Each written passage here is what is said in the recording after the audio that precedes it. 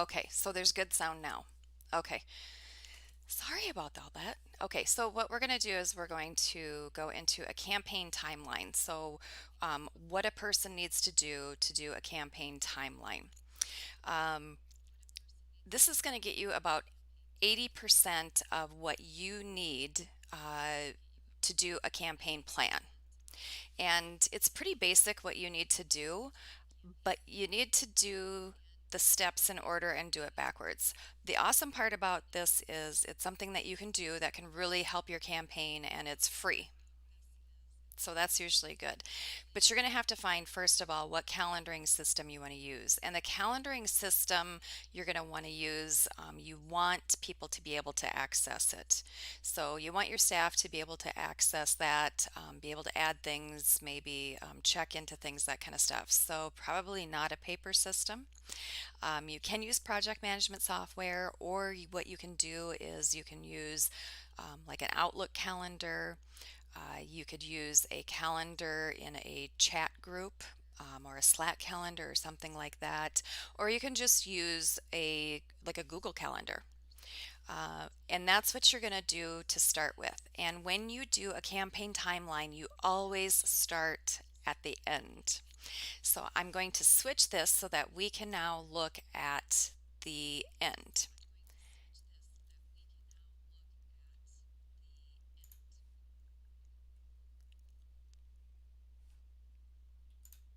Okay, so what we're looking at is we're looking at my calendar. And my calendar, you can see there's, various things on there, and you'll have things on your calendar too that are personal things. That's fine.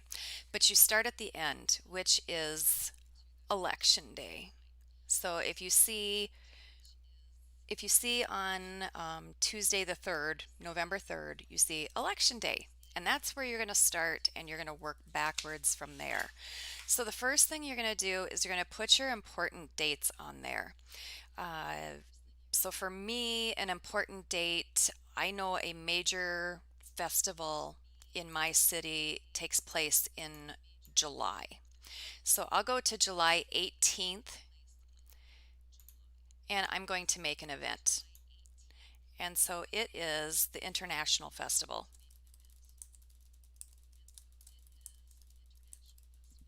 Okay. And I know that that is all day, and that's fine.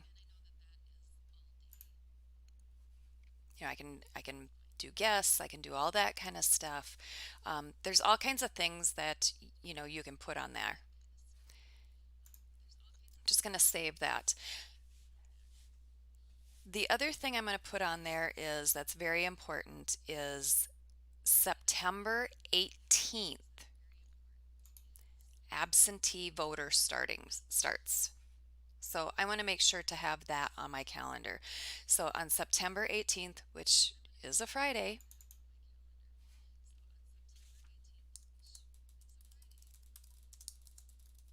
so this is when absentee voting starts for the general. Oops, I want to have it spelled correctly. Now I also know that there's a primary, and I want to get that primary information on there as well. So the primary is August 11th.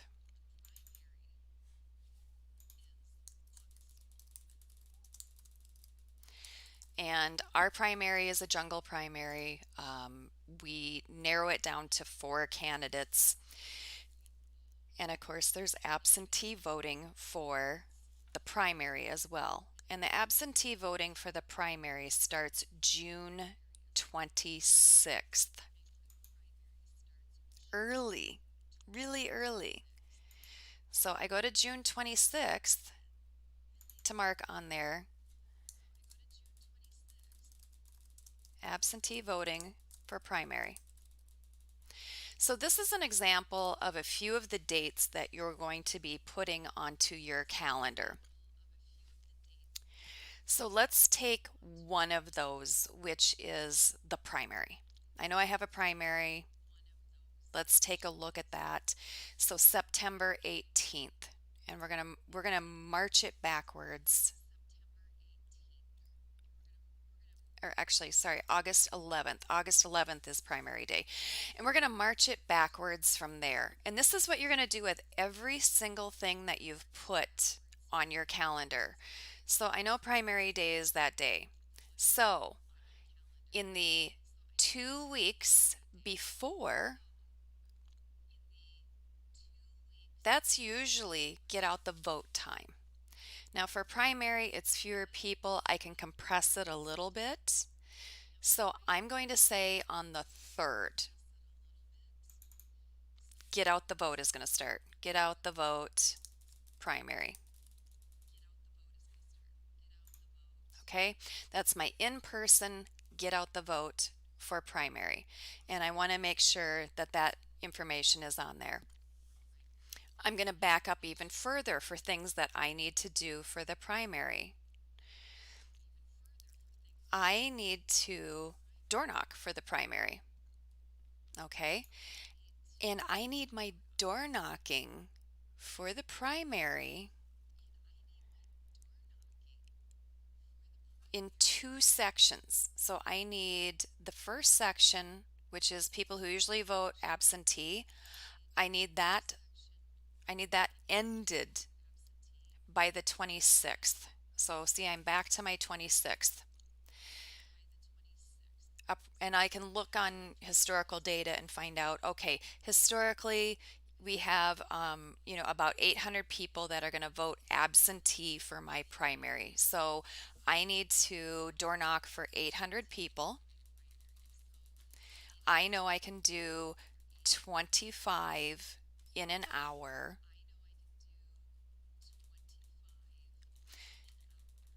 So I got about 32 hours that I need to do for absentee door knocking. So that would take me to about probably the 12th. So I know if I do the 12th, I have 2 weekends in there. So the latest I can start on door knocking for my primary people is the 12th.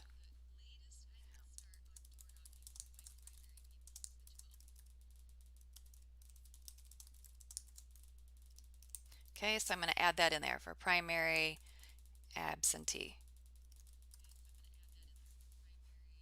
Okay, so if I need to start door knocking for the primary on June 12th, that means I need to have my lit for door knocking no later than the 10th.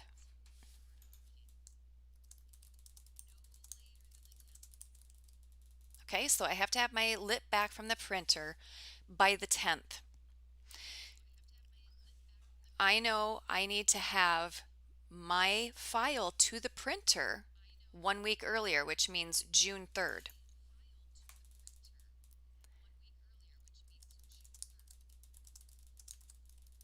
Okay, so lit file to the printer on the 3rd, which means I need to have my designer, I need to get my information to my designer,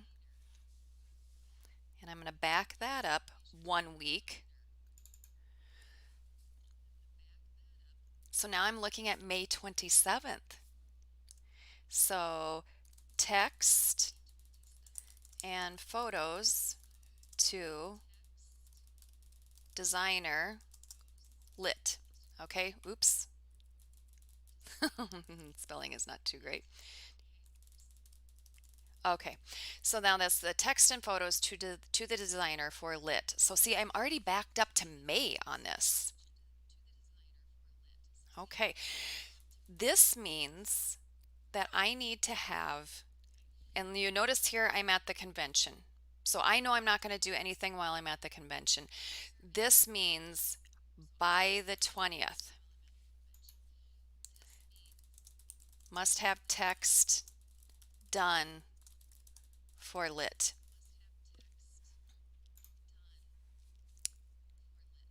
Okay, that gives me time to bounce it off a couple people, that kind of thing while I'm gone at the convention. I'm going to have to add a couple more things in here. I want to have a couple people help me do this door knocking, at least one person, right?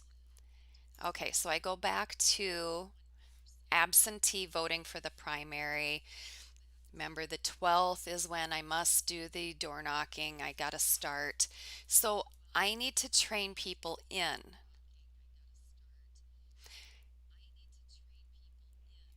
And it's okay. I'm going to door knock myself on the 12th.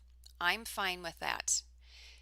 But I'm going to have people start helping me on the 13th.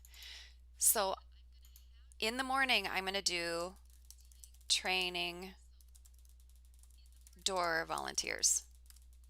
Okay. And I am going to set a time for this. I do want it at 10 a.m. It's going to be until probably 11 a.m., which is perfect because then at 11 a.m. we can go out and start door knocking.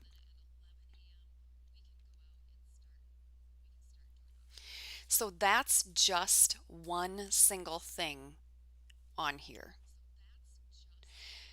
So if we go back to the International Festival, which is July 18th, so we'll pick one more thing. So we look at July 18th, the International Festival.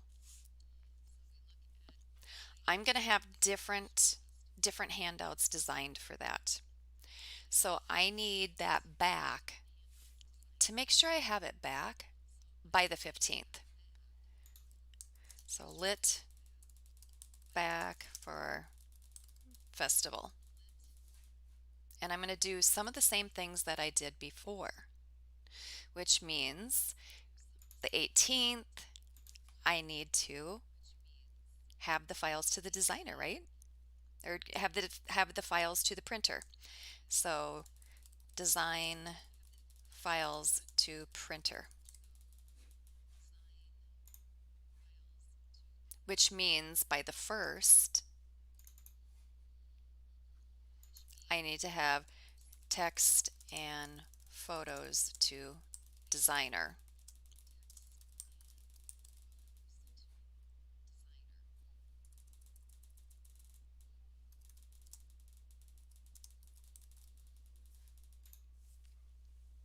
Okay, so now I've got that set for the International Festival.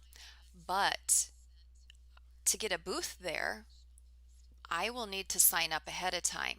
So I look up the time of, the date of when I need to get signed up so that I have the best possible spot. So that's going to bring me back to May. And I know on May 11th,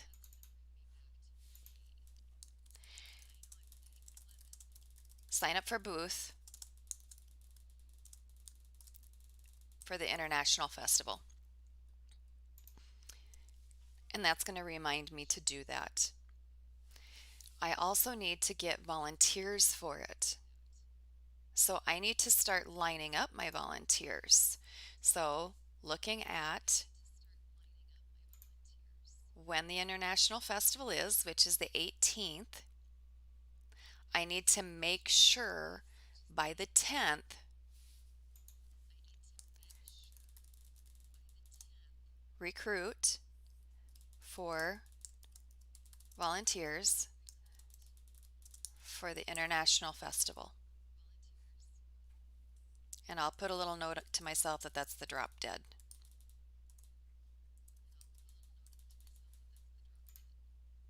Okay, so you can see how the calendar is starting to fill up. Every single item you're going to put on there, every single festival, every single community event, every debate, everything, you're going to put that on there. So the very first thing to do is to get all the drop dead dates for the actual election itself, when you have to file, when you have to have your reporting in for, your campaign finance, all that kind of stuff. So you're going to get every one of those dates on there. That's first. And then you're going to backdate every single thing that you need to do to make that happen. Every single thing. Same thing with your community events. You're going to start to do that. You put your community events on there, you put your debates, all that kind of stuff, and then you're going to backdate on that. I mean, down to when do you have to have your outfit ready for this specific event? Do you need to have t-shirts printed? Do you need extra t-shirts for your volunteers? Okay. Looking at door knocking. So if I'm going to start door knocking is the 12th, I need to have my yard signs ready for door knocking, right? I want to have my signs going out as soon as possible. So again, probably, probably on that 10th again, I want to make sure I have my yard signs back.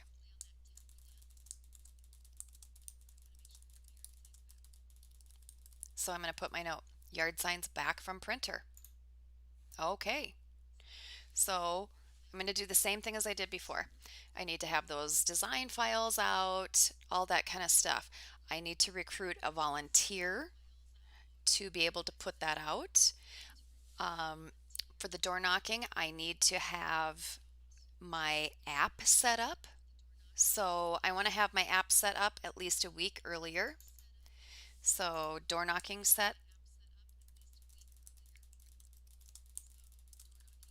So my door knocking app set because I have to have that ready for door knocking, which means I need the file from the Secretary of State. I know it takes a minimum of 30 days, but could take longer.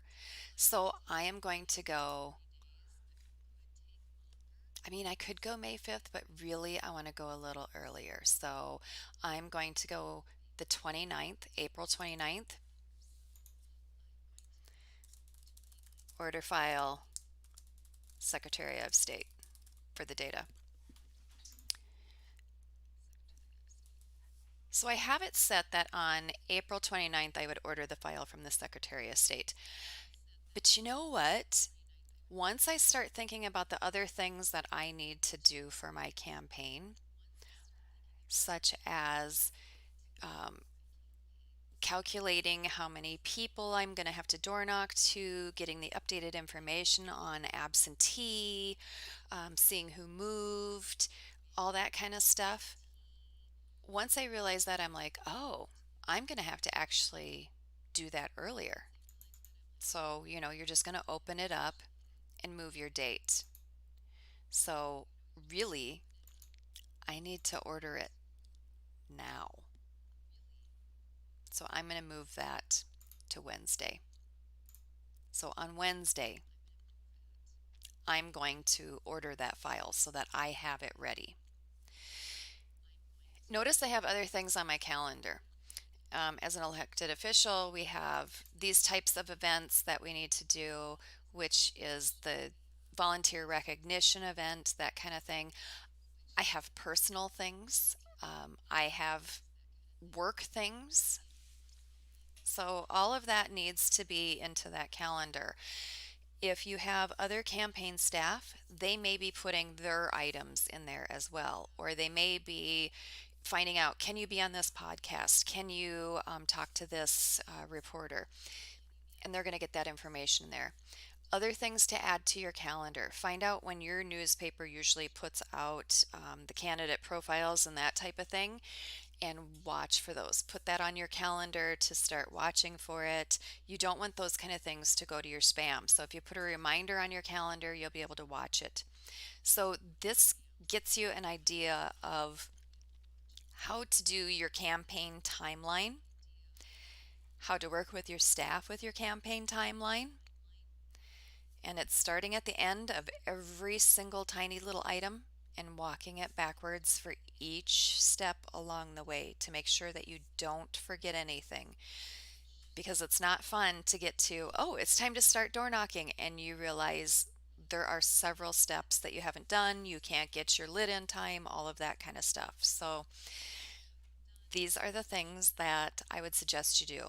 So this is going to get you to about 80% of the way to um, getting your campaign plan done.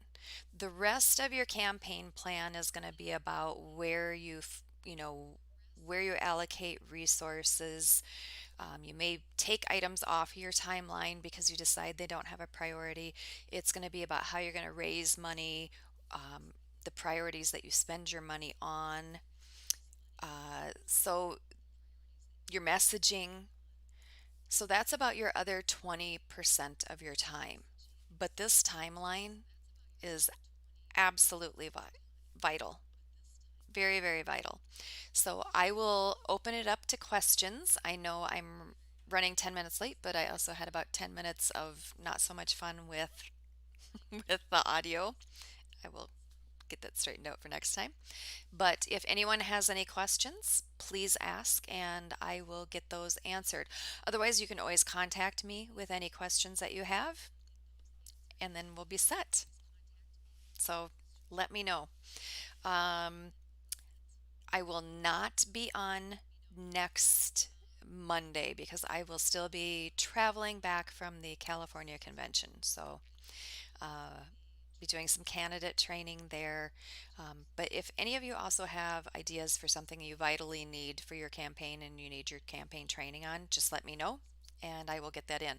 Otherwise, I am trying to take this to the point that you should have it in your campaign. So we hit the fundraising hard first, and now we're getting into the actual campaign planning. So the next things that we're going to be delving into is how you do either polling or test knocking to develop your messaging and get that set. Find out what your advantage is, and also to find out what the advantages and disadvantages of your opponents are. So, thank you very much for joining me. I really appreciate it. This was fantastic, and we'll get this set. Thank you.